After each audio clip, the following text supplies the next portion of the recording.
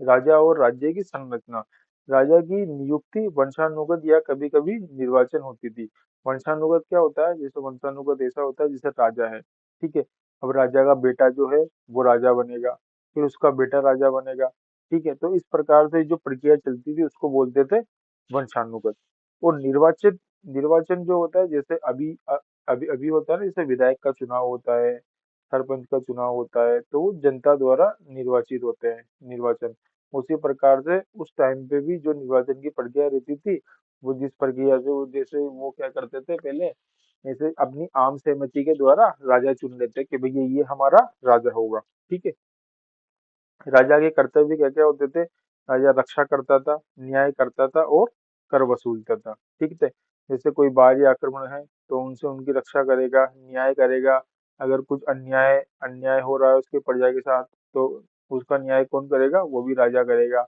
और कर की जो वसूली है वो तो राजा के लिए इम्पोर्टेंट थी सही, क्योंकि रक्षा और न्याय करने के लिए उसे, जैसे व्यवस्था चलाने के, राजा काम करने तो जाएगा नहीं, तो राजा क्या करता था? राजा उनकी रक्षा करता था, इसलिए वो प्रजा से कर वसूलता था। जैसे आज भी है, आज भी जैसे आप भारत देश में या किसी भी देश में देखोगे तो एक कर जरूर लगाया जाता है, ठीक है। जैसे इनकम टैक्स, जीएसटी, जैसे अपने भारत में काफी प्रचलित है जीएसटी, ठीक है। तो जीएसटी कर जैसे अभी हमसे लिया जाता है, उसी प्रकार राजा महाराजा भी अपनी प्रजा से किसी न किसी प्रकार से कर लेते थे, वो भी हम आगे देखेंगे अभी।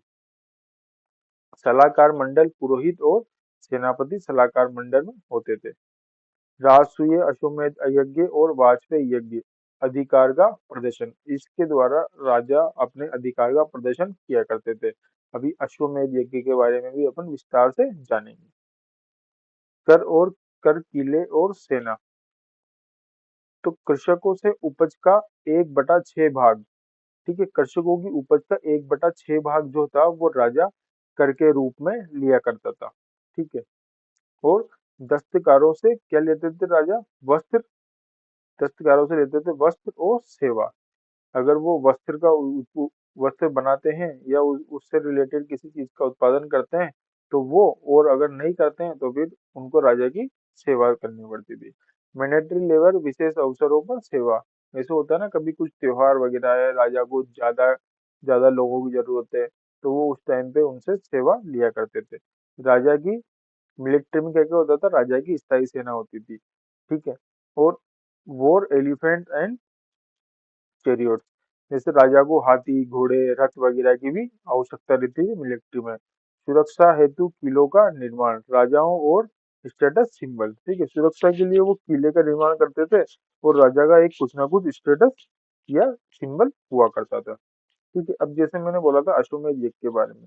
अश्वमेध यज्ञ क्या होता था? जैसे अश्वमेध यज्ञ में ये होता था कि राजा क्या करता था, जो भी अश्वमेध यज्ञ, पहले तो कोई छोटा मोटा राजा अश्वमेध यज्ञ नहीं कर सकता था, ठीक है। अगर कोई राजा अश्वमेध यज्ञ कर रहा है या उसने उसकी घोषणा कर दी, तो उसका मतलब है कि वो जो राजा है वो काफी ज्यादा बलवान है, काफी ज्यादा शक्तिशाली है, ठीक है। तो उसमें क्या होता था, एक घोड़ा रहता था, उस घोड़े पे जैसे राजा का कुछ प्रतीक चिन्ह वगैरह लगा के उस घोड़े को विचरण के लिए छोड़ दिया जाता था, ठीक है। जैसे ये है ना, अब यहाँ पे किसी राज्य का राज्य है, ठीक है, और ये आसपास पूरा इलाका है, ठीक है। तो घोड़े को अपने अपने इच्छा से, उसकी इच्छा के साथ छोड़ दिया जाएगा। अब वो घोड़ा जहां जहां तक भी जाएगा, वो सारी जितनी भी जमीन है वो राजा के अंडर मानी जाएगी, ठीक है। अब जैसे मान लो यहाँ पे कोई राजा राजा रहता है, ठीक है। अब अगर इस राजा ने इस घोड़े को रोक दिया, तो इसका मतलब है कि उस राजा को, जो अश्वमेध यज्ञ वाला राजा है जिसने वो घोड़ा छोड़ा है, उसके साथ युद्ध करना पड़ेगा। अगर उसने युद्ध नहीं किया तो इसका मतलब है कि वो राजा उससे छोटा है या उससे डर गया, तो वो उसको छोड़ देता था, ठीक है। तो ऐसे जो राजा रहता था अश्वमेध यज्ञ करने वाला, वो काफी ज्यादा बलवान माना जाता था। फिर जब अश्वमेध यज्ञ होता था, तो ये आसपास के जितने भी राजा महाराजा रहते थे, इन सबको अश्वमेध यज्ञ में बुलाया जाता था।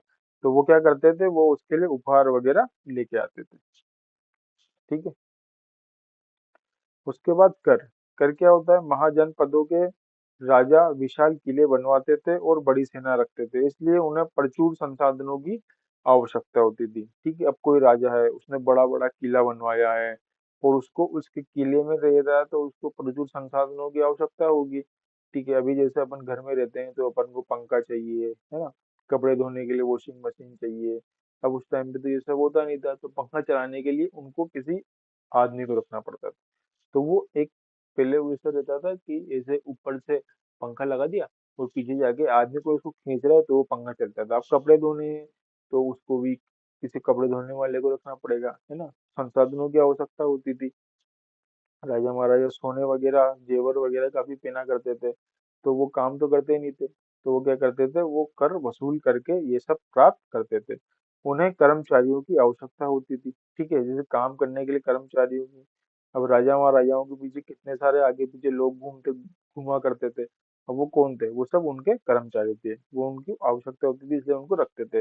अतः महाजनपदों के राजा लोगों द्वारा समय समय पर लगाए गए उपहारों पर निर्भर न रहकर अब नियमित रूप से कर वसूलने लगे थे। तो पहले क्या होता था, जब महाजनपद से पहले का जो पद था ना, जैसे जन या जनपद जो था, वहां पे क्या होता था, जैसे कर वगैरह की जो थे वो ज्यादा कर नहीं थे, एक या दो लिमिटेड कर थे, लेकिन महाजनपदों में थोड़ी सी करों की लिमिट बढ़ा दी गई, क्योंकि फिर उन्होंने काफी बड़े बड़े महल बनाए तो उन्हें संसाधनों की ज्यादा आवश्यकता पड़ने लगी। पहले बस वो उपहारों पर ही निर्भर रहते थे, जैसे कुछ प्रोग्राम वगैरह हुआ तो वहां पे जो उनकी प्रजा रहती थी वो उनको उपहार दे दिया करती थी, ठीक है। लेकिन अब उन्होंने फिक्स कर दिया कि भैया अगर तुम फसल उगा रहे हो तो हमें इतनी फसल हमें देनी पड़ेगी, या हमें इस पे कर देना पड़ेगा।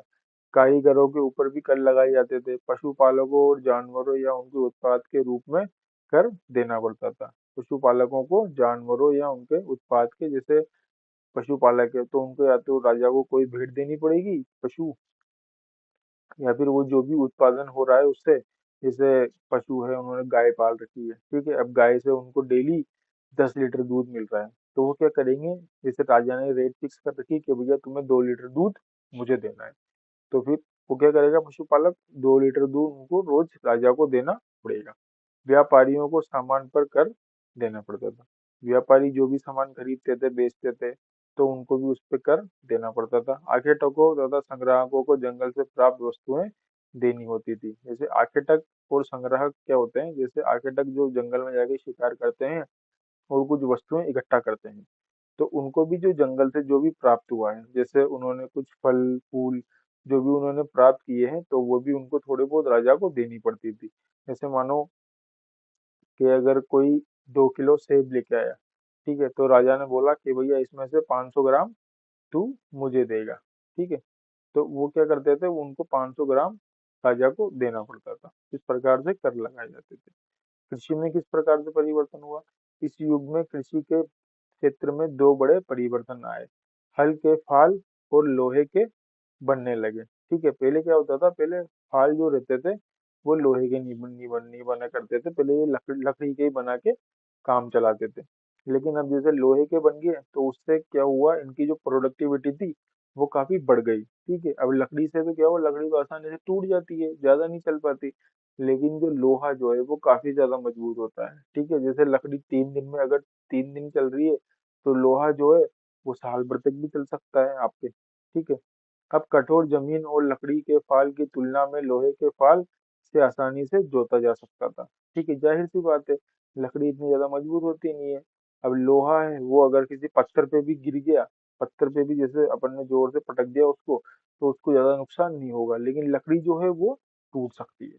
इससे फसलों की उपज बढ़ गई, ठीक है, तो उनकी प्रोडक्टिविटी जो है वो अब लकड़ी के जरिए वो लकड़ी की जगह लोहे से का यूज करने लगे, उनकी प्रोडक्टिविटी जाहिर सी बात है बढ़ेगी। दूसरे लोगों ने धान और पौधों का रोपण शुरू कर दिया, ठीक है। अब वो लोग धान और पौधों का रोपण भी अधिक से अधिक कर पाते थे, अर्थात खेतों में बीज छिड़ककर धान उपजाने के बजाय धान के पौधे तैयार कर रोपण किया गया। अब पहले की तुलना में बहुत ज्यादा पौधे जीवित रह जाते थे, इसलिए पैदावार भी ज्यादा होने लगे, ठीक है, देखा आपने। अब एक लकड़ी लकड़ी से जैसे ही लोहे पे आए, अब उनकी प्रोडक्टिविटी कई ज्यादा गुना हो गई, ठीक है। गिरी से भी गिरी अगर अपन माने तो 4 से 5 गुना उनकी प्रोडक्टिविटी बढ़ ही गई होगी, इतने से एक क्रांतिकारी परिवर्तन आया।